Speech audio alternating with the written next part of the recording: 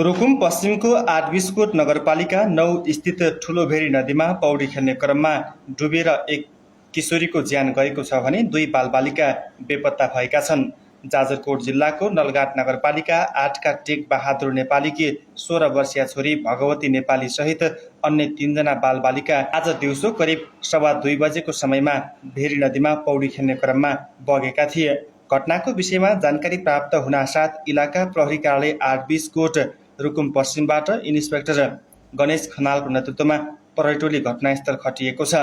घटनास्थलबाट भगवती नेपालीलाई जीवितै उद्धार गरी 8बिसकोट नगर अस्पतालमा पुर्याइएको भए पनि उपचारकै क्रममा उनको ज्यान गएको प्रहरीले जनाएको छ।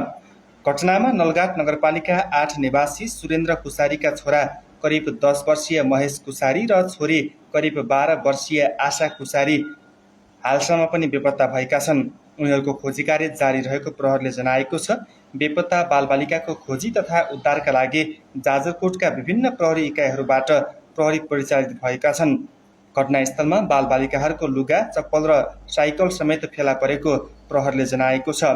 भगवती, आशा र महेश तीनैजना विद्यालयबाट फर्कदै गर्दा नदीमा पौडी खेल्ने क्रममा डुबेको प्रारम्भिक अनुसन्धानबाट खुल्न आएको प्रहरीले जानकारी दिएको छ।